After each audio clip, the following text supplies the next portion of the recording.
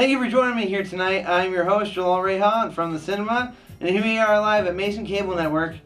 And, well, this is the first episode I've ever done by myself here. I usually have my co-host, Mitchell Parker. Last time I was here, I had Cruz Sanchez. Yeah, you know, it's just been a busy semester, but tonight is Halloween, and I did watch the Halloween movie earlier this month in October. This was the 40th year and 40-year anniversary of the film, and I'm excited for it. Like, I was so excited. This is one of the movies I was really hyped to see this year because I've been a huge fan of the franchise, and I think a lot of people have. I think this was just one of the fall movie that I wanted to see coming into the school year, and it didn't really disappoint to me. I enjoyed a lot of things about it. Let's go in. Let's break it down here. I'll just start with just the story and the plot of it. I liked that they didn't acknowledge the old movies, or except for the original, just to kind of give the franchise a fresh start. We really haven't had a good Halloween movie in over 10 plus years, almost 20 years now, and that was like, it just kind of gave the franchise like a new life, a new stem to breathe into, and that, as a fan, I'm pleased with. This was a lot better than it could have been because we've seen some bad ones, that's for sure. Truly, I'll start with Laurie Strode here, Jamie Lee Curtis. I thought she did a fantastic job. I think the character they created for her, 40 years after such a violent, like gruesome, just this horrible act that happened to her by Michael Myers.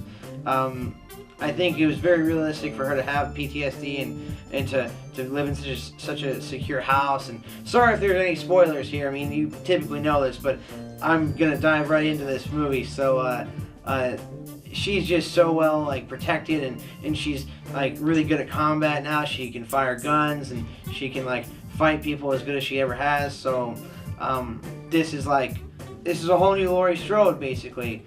And she has a daughter who can basically do the same thing, and but it's you kind of see her granddaughter kind of take the whole high school mode in this film.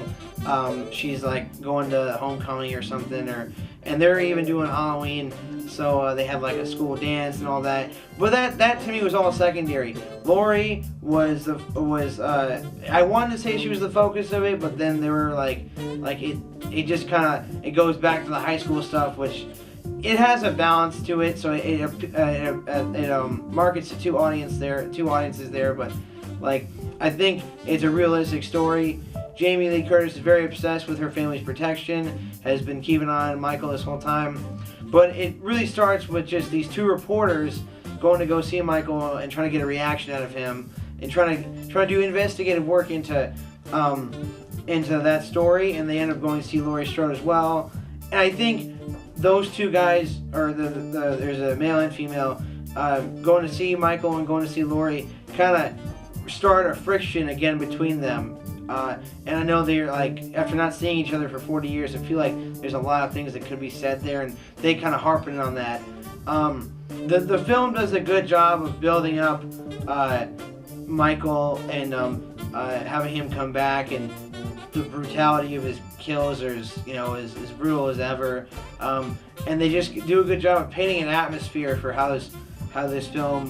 where this film lives, so to speak. I would say there were some good things to the writing. There were also some bad things. I disagreed with some plot points too, but I like how it was paced. It was to the point, just like the first movie. There was some comic relief. Some of it was a bit out of place, but as forgivable. The soundtrack for the film was as good as ever.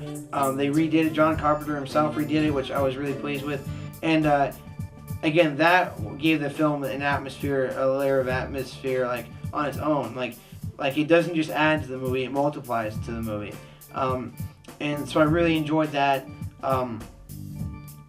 There were, again, like I said, there were some plot points I didn't agree with, so there was one baffling betrayal that just, when you watch it, it's at the beginning of the third act, and you'll just kind of I'm gonna give that part a down. I'm just gonna give that part down. But as the movie as a whole, I want to give it an up. Again, I thought Judy Greer did fine too. This was if you're going on a date movie, it doesn't matter if you're going to see a movie with your friends or even your mom and dad, doesn't matter if they're into horror movies too. Like, I recommend this movie. It's fun. It's not bad. It won't, you won't feel bad after it either. Michael is still alive, even though the movie kind of ends on a cliffhanger. Don't worry about it. If you're a fan of the franchise, he's still alive. He's a horror freak. I thought the fight scenes were intense. I thought there were some great moments too, and great homages really to the original movies. Especially with the mask from the Halloween 3, the one that had nothing to do with the rest of the whole series, even in '84. They had masks from that movie, which is about like a mask killing company. You don't need to watch it.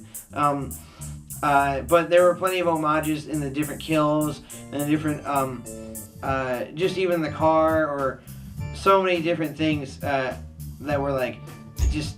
It's like they didn't acknowledge this movie existed, but then they kind of told you that they did happen in a way too, just because it's like it was an interesting communication in that sense. Yeah. So I mean, overall, I give it a thumbs up. I give it what are we doing? We're doing jack-o'-lanterns. It's Halloween. We'll do jack-o'-lanterns. I will give it.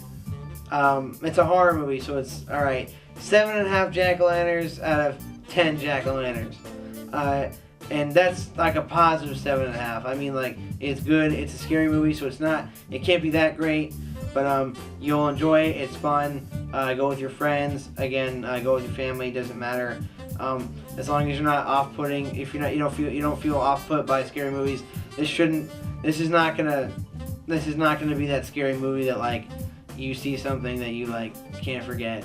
But you'll enjoy it. So that's it for me. My name is Jalal Reha, and we're gonna have maybe another episode or two later this semester. I'm gonna try to keep the show alive, maybe even in the spring as well. We don't know yet. But this semester has just kind of been up and down. We haven't had any guests, and I don't think we're going to have any guests this semester.